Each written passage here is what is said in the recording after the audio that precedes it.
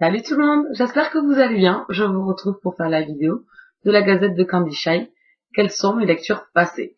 On est parti, j'ai 3 lectures à vous montrer. Donc c'est les lectures que j'ai faites dernière semaine de janvier et tout début du mois de février. On commence tout d'abord avec Les Loups de Riverdance, le tome 1 Lucas de H.V. Gabriel aux éditions Milady Collection Bitlit. Ici c'est de la romance paranormale, relation homme-homme. C'était une lecture que j'attendais d'une parution Milady, puisqu'il se lance pas mal maintenant sur les relations homosexuelles masculines. C'est un raté. Oui, donc bien dommage, mais j'avais déjà vu la confrérie, donc pour déjà beaucoup apprécier la relation homme-homme. Ici, c'est un loupé total. Dommage. Il y a des bonnes choses, hein, c'est pas catégorique, mais sur un pavé de 600 pages, eh bien, on m'a perdu à un moment donné.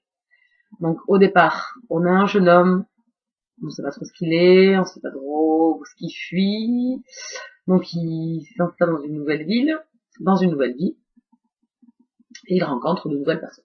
Bref, il crée une relation, etc. C'est un peu compliqué, ça se termine mal, et il rencontre une personne qui est là pour l'aider. On comprend toujours pas ce qu'il est, donc il atterrit dans une meute de loups, où le chef de la meute, le chef, l'alpha, ne le laisse pas indifférent. Bref, je vais pas vous raconter toute l'histoire, ça ne sert à rien, de toute façon vous me comprendrez. Moi je suis pas sûre d'avoir tout compris, donc alors vous, si je commence à vous expliquer, ça va être compliqué. Je suis déçue parce que voilà, c'est très brouillon, on a des réponses au bout de 200 pages, j'avoue que là ça devenait un peu long. Donc là pareil, au bout de 200 pages, je me dis que là l'auteur a réussi à m'accrocher, pourquoi pas, je me dis ça y est, ça va démarrer, ça va être trop bien, et tout. Pas du tout, donc on retombe dans du plat, dans du longuet, bon. Et à la fin, donc, on a quand même quelques réponses à nos multiples questions, mais il n'y a pas eu le ressort l'entrain sur cette fin, même si on a un tout petit peu d'action. Voilà, j'étais super déçue. Ça aurait pu être génial, parce que ça traite d'une espèce surnaturelle que j'adore, et ici, c'est un peu... Alors, pourquoi il y a pas mal de longueur? Franchement, sur les 600 pages, je pense que 300 pages auraient largement suffi pour cette histoire. Largement. Notre personnage principal, qui est quand même intéressant par moments et très agaçant par d'autres, donc il m'a fait écarquiller les yeux, oui, de cette façon-là, qui m'a vraiment agacé parce que par moments il est très sûr très courageux, très téméraire, il veut s'en sortir et tout, il nous montre quand même sa fragilité, donc ça on peut apprécier, et par d'autres moments il a des crises émotionnelles, qui, je me suis demandé s'il n'avait pas un dédoublement de la personnalité, hein, qui pousse à l'extrême ses émotions, et là il devient mièvre et un peu fou, et j'ai pas forcément compris l'intérêt. Malgré les quelques explications de l'auteur pour nous dire que bon, c'est une créature spéciale, etc., que ça leur arrive d'être en colère, etc. Je trouve que cette façon de s'emporter, de devenir très mièvre, à pleurer pour un rien, à être une vraie chochotte, ça m'a gonflé. Parce que pour moi, ça cadrait pas avec Lucas sur 70% de son comportement, quoi. Voilà. Donc, vous voyez, dans l'ensemble, c'est quand même un gros loupé. Je suis vraiment déçue de cette lecture. Autre bémol qui m'a suivi toute ma lecture, je suis désolée, c'est le titre du livre. Quand on suit Lucas, j'avoue que je ne comprends pas le titre, Les Loups de Riverdance. Même s'il fait partie, s'il rentre dans cette meute et tout, il n'est pas l'acteur principal de la meute ou de cette création de titre de... Voilà. Donc ça m'a un peu... je sais, je vais m'arrêter sur les détails, je me doute. Mais voilà, c'était tout un amalgame de choses que je me suis dit, c'est quoi cette blague, quoi.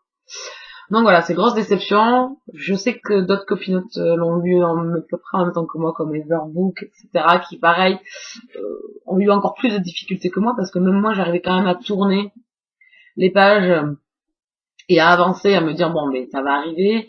Il y a quelques petits filets qui sont lancés pour nous alpaguer, mais vraiment pas assez pour donner beaucoup d'intérêt à cette lecture.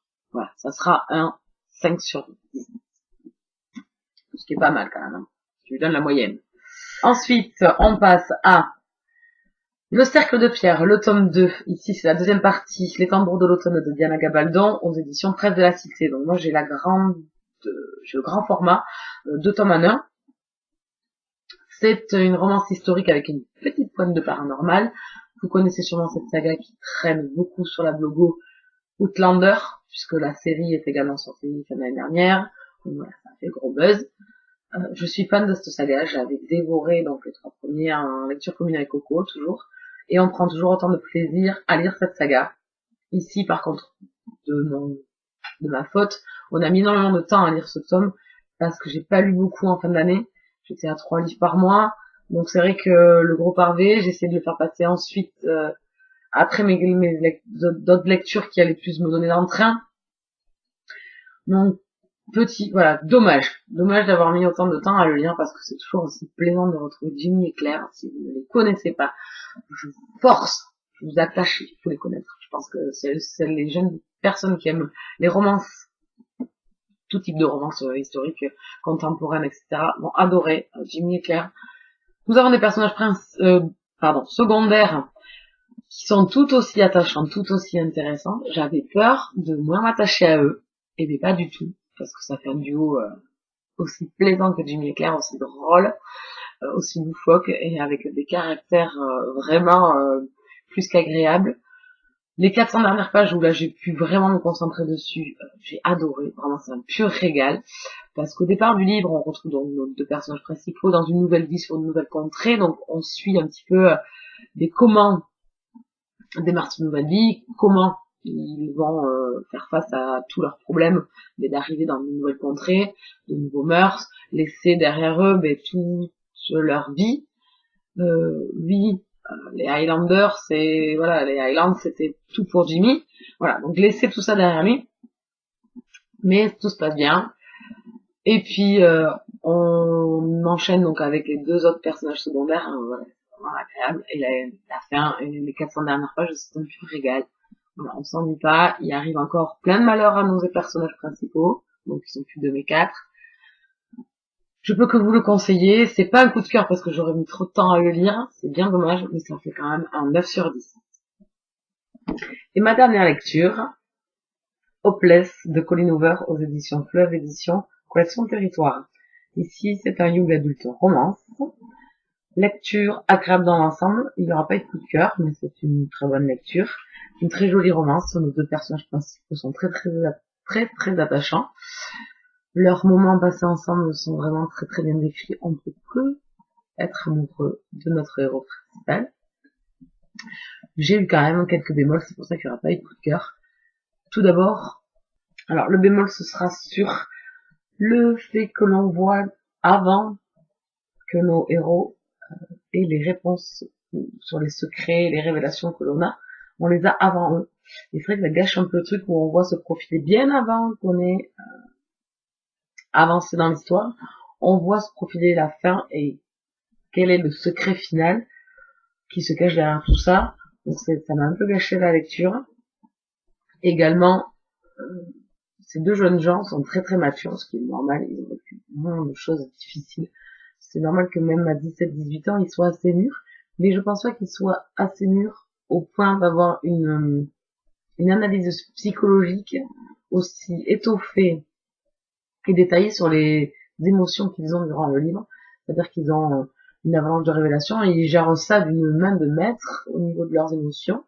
C'est-à-dire qu'ils ont une analyse précise de ce qui leur arrive, de ce qui se passe, de comment ils gèrent les choses, de comment...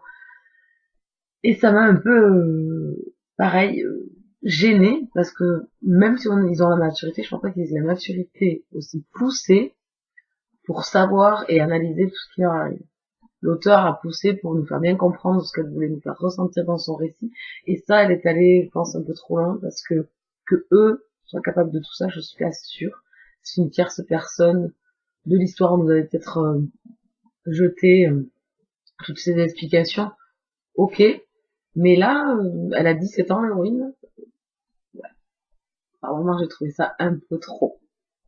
Ah, c'est trop poussé, c'est trop mature, c'est trop adulte. Il y a vraiment adulte, je dirais pas vieux, c'est un peu sélectif. Mais voilà, c'est un peu poussé et je suis pas sûre que cette analyse psychologique sur leur ressenti soit aussi crédible à cet âge-là.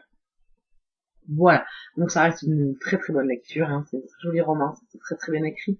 J'avais adoré Colleen Hoover dans Un dessin, donc, qui est le coup de cœur aujourd'hui que j'ai sur cet auteur-là. C'était un méga coup de cœur, j'ai adoré. Ici, en place, là, aussi très très bien. On en est quand même entre un 7 et un 8 sur 10, c'est quand même très très bien. Et l'autre petit bémol, sur la 4e de couverture, en fait, quand j'ai commencé le livre, j'ai lu en diagonale un petit peu la 4e pour avoir au moins le nom des acteurs principaux. Et sur la 4e de couverture, le nom du personnage principal est marqué Holden. Alors que dans le récit, il s'appelle Holder. Voilà, c'est le petit truc qui m'a un peu choqué quand j'ai commencé ma lecture. J'ai dit, mais il s'appelle comment, en fait? Où est l'erreur? Donc, en fait, l'erreur est sur la 4e de couverture. Voilà, donc ça, c'était le tout petit bémol qui pose pas trop de problème. On s'y fait vite au bout de 20 pages. On se dit, bon, bah, alors c'est Holder, et puis, on reste là. Mais ça m'a un peu dérouté puisqu'on commence en plus par une scène du présent et après on repart en arrière, donc c'est vrai que sur les 3 premières pages, j'ai été un peu surprise. Voilà, donc très bonne romance, je vous la conseille si vous aimez les jolies histoires d'amour. Voilà, mais je reste quand même coup de love, coup de cœur sur Un dessin. Voilà, ici s'achève donc la Gazette de Candy Shy et sur mes lectures passées. Je vous retrouve très prochainement pour vous parler de mes prochaines lectures. Bonne fin de journée, ciao ciao.